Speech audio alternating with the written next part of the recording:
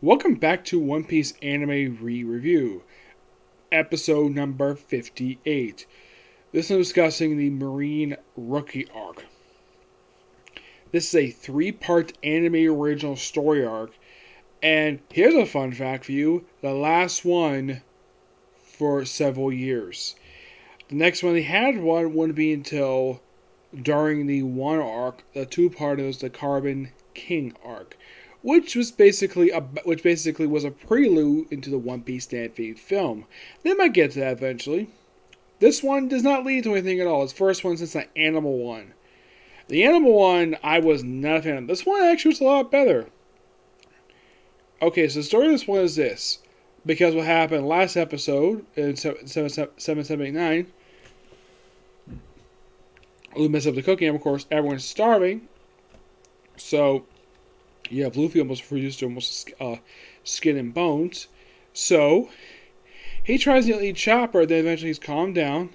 Eventually everybody's like hungry up the wazoo. So, oh look, there's an island they hint at during the canon stuff. So, and it's revealed by Peckham's that island is actually a Navy base. And it's sort of a gateway to the Big Mom's territory. So, with this one, here's the thing. We have Peckham's and Pedro stay in the ship. Okay. And we have the rest of the crew go to the island. Luffy, Nami, Chopper, Carrot, and Brook. I should point something about Brook's role in this arc. He doesn't really do anything. He just knocks out some Marines and spends the rest of the time just hanging out at the sub. My guess is the reason why, because they might be frightened by his appearance. That's my guess. But really, he does nothing this story arc. Aside from that one thing, the first part. He does spook some Marines.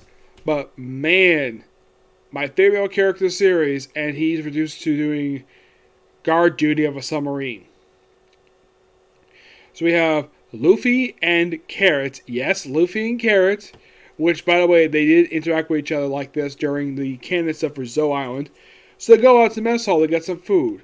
And they manage to have that. Before they go, though, they manage to slip into some clothing. And everybody doesn't question the fact why is there a mink. Or at least a woman looks like a rabbit in their marine hall. No one questions that. Luffy, I don't think him has a problem with that, despite the fact that, oh yeah, he's Garp's grandson. And they also start off basically with 3 Marine rookies, one of whom was actually selected to join the Navy by, of all people, Aokiji. I'm like, this is interesting. And he has his mechanical arm. Though we'll do in part 3, the reason why he has this is because his arm is very uncontrollable. Why the heck this is, and why the heck he destroyed his hometown with this arm, never explained. It's almost like he's here just a potential new character. Him and the other 2 guys, well, we have another guy who basically is a Sanji copycat, except he's a Navy version of him, where he's fighting over Nami, and like every woman he comes across, even Carrot. Yes, he fawns over Carrot. He'd probably do the same thing to Nico Robin if they saw him. The other guy is the guy, is a chubby guy who can also become a muscular guy. Okay? And they easily find out that this is Luffy, based on looking at him. At least not going to be stupid. The Admiral himself is, and by the way, the rookie is there. He pretty much destroys the entire Navy ship just because he can, and he gets scolded by the Admiral for this. He's like, these guys are weak. Send them back to the Academy. You're probably thinking, how the heck does a guy like this make judgment? He's just a rookie. Apparently, he's wearing a jacket, so that means he's probably a captain. Or at least an officer. Though, we do see the bottom of his coat is a bit torn. Why the heck that is? Okay, because of fighting. Not really sure. It's almost like him and the other 2 guys are just thrown in here just because. And these guys get a little bit of development over the course of these 3 brief episodes. And the way it's set up, though, it almost seems like that Toei was planning to bring these characters back for a future story. Maybe Oda might make these characters. Kanaga's probably had a lot of enjoyment creating these characters. Give it some dialogue. But no, they appear for this 1 3-parter, and then they disappear, and they're never mentioned again. As a matter of fact, this little excursion is never brought up in canon. It's almost like the way it thinks. It's just basically a side thing. That's simple as it is.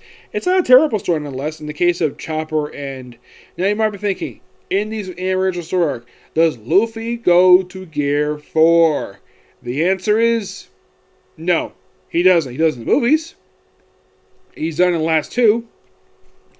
You probably think at this point he might bring out like Gear 4, but excuse me. My guess is Toei must have figured out, yeah, better say that for canon stuff for the anime. You can use movies no problem, despite the fact it only just show up in Dressrosa. And at this point of this time, it's only appeared in one movie, One Piece Gold, which is probably the first time anybody saw it dub-wise, because the films were released prior to the end of the episode that made his debut in. He does use Gear 3 in the arc, and use Gear 2. Okay. 2 gears he very rarely uses anymore. Yeah, it's almost like, from what I can tell, pre-time skip. He uses a lot. Ever since Eddie's Lobby, he uses in a lot of the story arcs.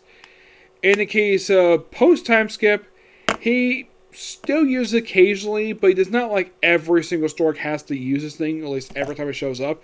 I think he used Gear 3. He used Gear 4 just yet in like Fishman Island or Punk House. He say that for Dressrosa. But in the case of this, basically it's like, oh, let's use Gear 3 to basically beat up like a guy with a giant arm who's also Moby briefly. After and he builds his confidence back up to have a serious fight with Luffy. Well, Luffy wins, but it's a pretty good challenge for him. And by the way, do these guys get scolded for getting the crap beat out of them by pirates? Completely unknown, because we have Nami and Chopper grab all the food, and of course they manage to gather no problem at all. It's like also swimming out of the water, and of course Luffy can't swim. And then by the time they get on the ship, less than 10 minutes later, all that food they spent time stealing, they ate it all. Yep, they ate it all. And it's the only reason why Peckham's and Pedro ate it, because they had not ate anything in days. In the case of Chopper and Luffy, it's not really known why. Or at least in the case of, well. And by the way, this base itself, it's almost like this arc itself, it's like basically the G11 arc, except it's really condensed, and the Admiral is not the interesting of a character. The rookies are interesting. I like them. And despite the fact that was, in fact, the longest anime original arc to date, at least that one was actually really enjoyable. And it came off a really good story arc, Skypiea, which for a lot of people is their favorite story arc of the entire series.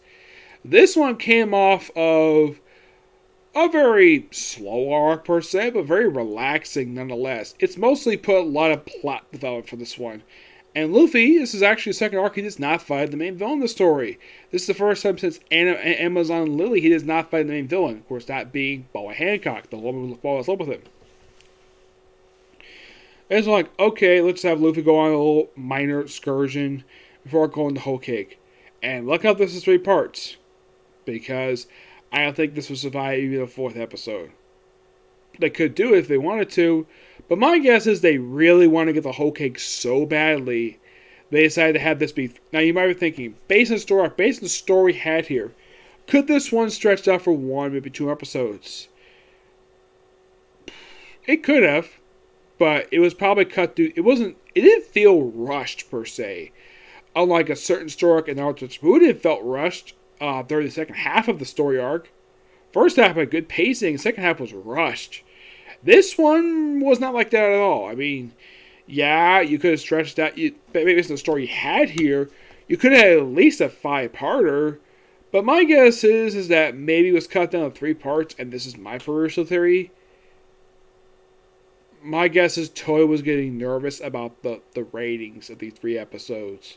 So, my guess is when the first episode came out, it's like, okay, pretty good ratings. And they decided to have it where, okay, either that or they pre-planned this to be 3 parts. I at least got handed to Carrot the fact she got a chance to do something historic.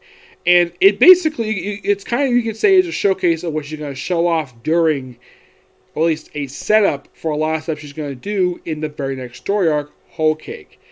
That's my personal guess what she's going to do. Tila Balor is doing an excellent job voicing her. Of course, Colin Clickabeer, Lucy Christian, and Brent Allard, the one who voices Luffy, Nami, and Chopper, and of course Ian St. Clair as Brooke. They do great jobs. And it's nice to hear Chris Guerrero's voice again, despite the fact after the very next story arc, Peckham's is never seen again because, well, what happens in the story arc. And here's the interesting thing.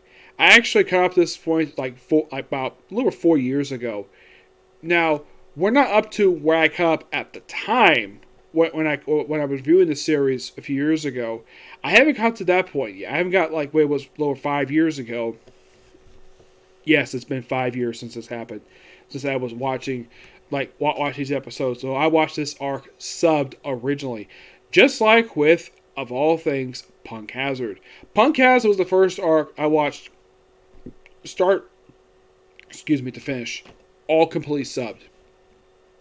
It was the first canon story arc. The first arc I technically did watch subbed again is Z's Ambition. That was the first one I watched completely subbed, but that was the first canon story arc I watched subbed. And then watched Dressrosa all subbed. Just look how long that arc is. And this one, I did watch subbed. And same thing with Whole Cake, Reverie, even the current arc I'm watching it subbed because there's no dub yet. Now, here's the thing. These are probably going to be the last dub episodes released on Funimation streaming service because they're showing now by the end of the month.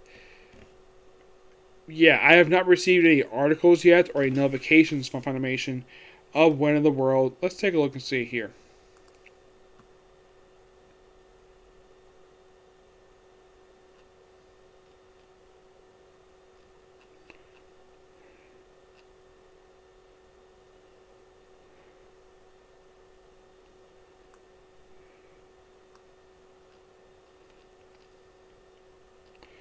Yes, I do know about. Let's see. Ooh, yes, thank you. But the problem is they're doing 12 episodes again. Damn. Yeah, we finally got a release date for these ones. Oh, yes, definitely. Yes, I just discovered it on the Funimation Discord channel. Yes.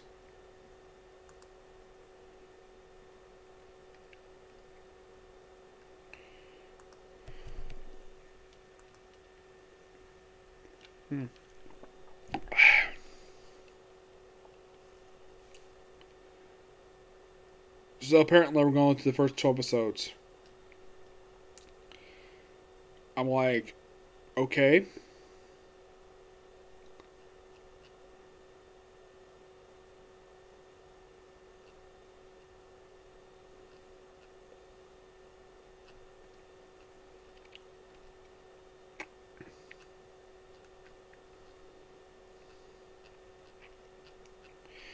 Oddly enough,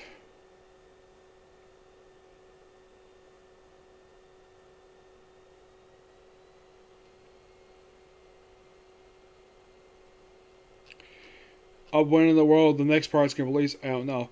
I'm seeing a lot of images for the One Piece on Red, which I'm looking forward to this one because it looks interesting to say the least.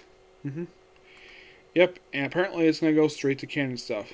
Oh, they even released some who the dubcast is going to be. Yeah. Ooh, Rinjuku is voiced by Alexis Timmons. I met her. Awesome. Yep, great the fact that we actually have people joining the cast. Clifford Champton. Wow. Austin Tyndall and Howard Wong are going to voice Sanji's brothers. Judge, who is Sanji's father, is voiced by Christopher Beavens. Interesting to say the least. Yeah, I'm definitely looking forward to whenever they release these episodes dubbed. Yes. Oddly enough, there's it says it's coming, but no release date for it yet. My guess is it probably sometime next month on Crunchyroll. That's my personal guess. Yeah. So that's going to be pretty much it for this particular review. Stay tuned for next review, which is going to be my final thoughts on Season 18 of the series. Okay? Next video. Bye.